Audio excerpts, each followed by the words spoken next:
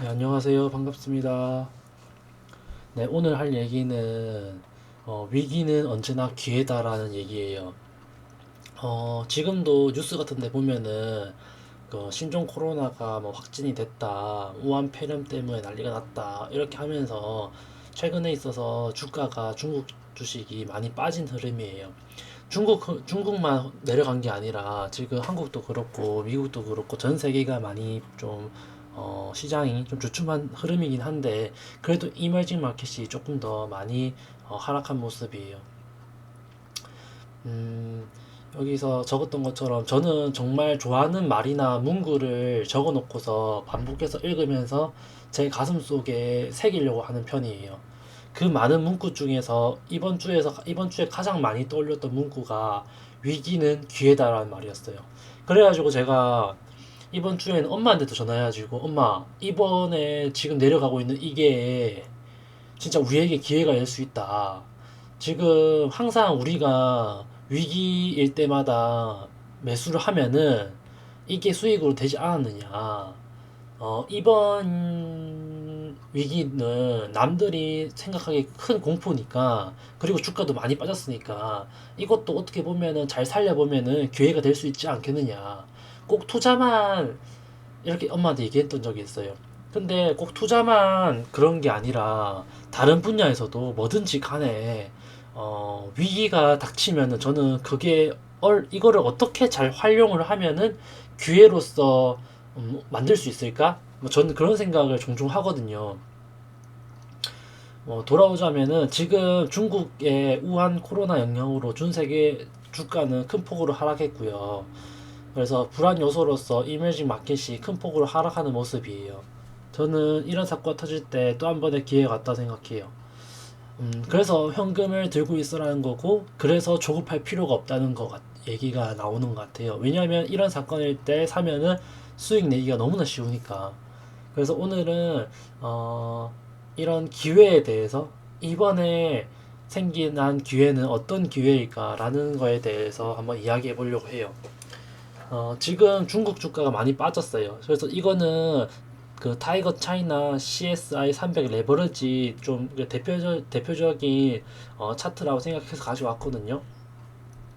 지금 중국의 주가가 많이 하락되어 있는 상태인데 지금 조금 회복되는 분위기지만은 여전히 많이 하락된 상태인 것 같아요. 그래서 이게 분명히 중국에 영향을 미칠 걸 알지만은 결국에는 해소될 문제고 결국에는 다시 오를 거라고 생각되기 때문에 그동안 미중 무역 전쟁으로 많이 하락했을 때도 마찬가지겠지만 그리고 지금 우한 코로나도 마찬가지예요. 지금 요때가 지금 무역 전쟁으로 많이 하락했을 때거든요. 그리고 지금 우한 전쟁으로 코로나로 이거 지금 이때 제가 너무 많이 상승해가지고 이때 과연 들어가도 되나? 혹은 말아야 되나? 이런 생각을 했었단 말이에요. 그리고 지금 뭐 무역 전쟁을 한다 만다 하면서 이렇게 옆으로 좀 기다가 상승이 나오길래 이번에 조금 저가의 매수는 좀 놓쳤다라는 생각을 했었어요. 근데 지금 우한 코로나 터지면서 나쁜 이슈가 터지면서 그 공포 심리로 주가가 급락했어요. 이 재료가 어떤 재료든 간에 이 재료가 결국에 해소될 것인지 아닌 건지 판단하는 거예요. 우리가 단기 매매할 때도 모멘텀이 중요하다고 하잖아요. 그래서 우리가 그 단기 매매할 때도 모멘텀이 중요하니까 어떤 거 하지 말라고 하는 거 있잖아요. 예를 들어서 뭐 북한 폭탄 쏘았으면 그 단기 재료니까 하지 마라. 혹은 서울이나 다른 지역에 싱크홀 생겨가지고 그 메꾼다고 배관 자재도 오르면은 그거 단기적이니까 하지 말라 하고 아니면 그 사건 사고 테마들은 일반적으로는 단기적인 테마가 많아요. 그러니까 어 상승한 것도 단기적인 요소니까 하지 말라고 하듯이 악재도 이런 사건 테마는 조금 단기적인 요소가 될 수가 있으니까 물론 이번 사건은 좀 크기 때문에 조금 길게 할 수는 있어요. 하지만 결국엔 해소될 문제라고 판단을 한다면은 이 위기에 한번 투자해 볼 수 있다는 거죠.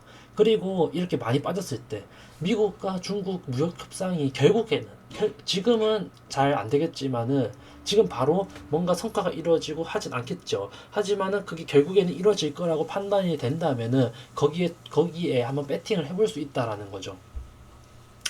우리가 여기서 또 얘기하는 게 중국은 아직 그래서 여기서 재료가 결국 해소될 문제인지 아닌지 판단하고 우리가 단기 매매할 때도 모멘텀이 중요하다 하듯이 미국 뉴스를 보고 악재 여부를 확인한다는 거죠.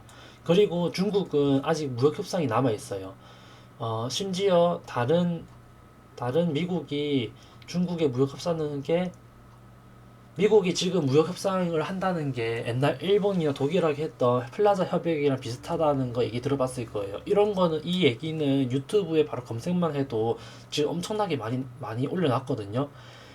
저는 이것도 결국에는 미국의 요구 조건을 중국이 들어준다는 쪽이에요. 왜냐면은 저는 그렇게 생각해요. 이 지구라는 거는 미국이 지배하고 있다. 다른 나라들은 미국이 달러로 통치하고 있다. 저는 그렇게 생각하거든요. 뭐 물론 이건 좀 과장될 수도 있어요. 하지만은 저는 일단 그렇게 생각하고 그렇게 뭐든지 좀 판단하는 게 있어서 조금 뭔가 기준이 된다는 거, 뭐 그렇게 생각하고 있고요. 지금 무역 전쟁이 1단계로 극적으로 타결되었지만은 시장의 기대치에는 미달된다는 분위기예요. 그러니까 아직까지는 뭔가 많이 상승하지 못했다라는 분위기가 많아요. 그래서 당분간은 추가 협상이 없다면은 그래서 앞으로 당분간 추가 협상이 없다면은 주가 상승 힘이 없다고 봐야겠지만 저는 그게 아니라 앞으로도 2차, 3차 협의가 계속 이루어지고 앞으로도 우리가 생각했던 것보다 훨씬 더 많은 부분이 다뤄질 거라고 생각을 해요. 그래서 주가가 앞으로도 계속해서 오를 거라고 생각하고요.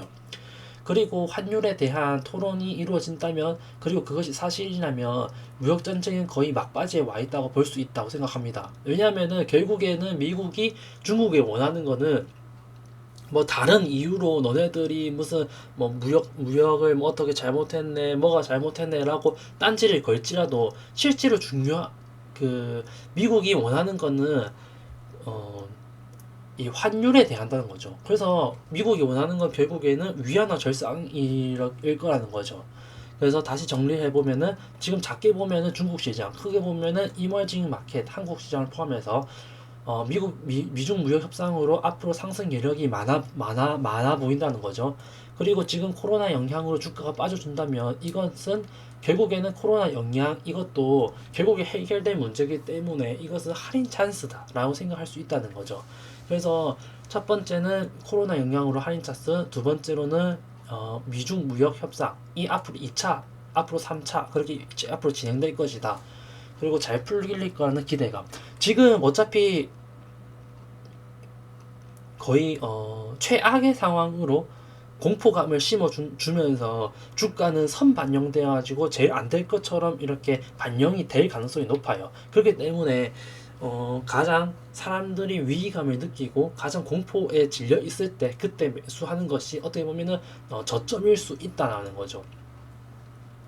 그리고 세 번째로는 앞으로 무역전쟁 이후에 위안화 절상 및 그리고 중국의 금융시장 개방으로 인하여 미국의 막대한 자산들과 그런 금융 달러들이 중국에 들어감으로 인해서 앞으로도 이머징 마켓 그러니까 중국이 잘 되면요 결국에는 이머징 마켓에서도 저는 대장주가 중국 주식이면 그 2등주 뭐 3등주 이렇게 있을 거 아니야. 그 밑에 한국도 있을 테고. 그래서 중국이 오르면은 그거에 따라서 한 80% 따라간다. 한국이 중국의 차트에 한 80% 따라간다. 이런 말이 있잖아요. 결국에는 저는 이머징 마켓에서는 중국이 좀 대장이지 않나 저는 생각하거든요. 그러니까 중국이 많이 오르고 한국도 그 따라서 오르지 않을까 저는 그렇게 생각합니다.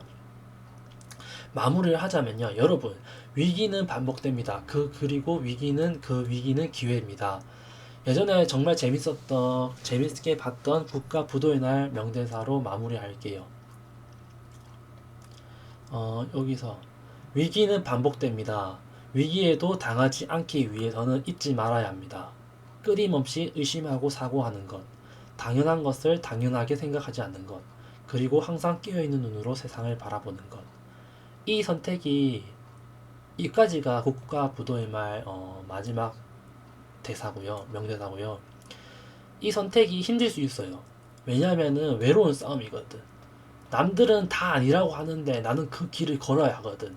그리고 차트적으로도 좀 부연 설명을 하자면은 상승 오르는 거는 진짜 오랫동안 올라요. 근데 내려갈 때는 진짜 가파르게 내리거든. 그리고 오르는, 내가 생각했던 그 상승의 기간이 생각보다 길거든.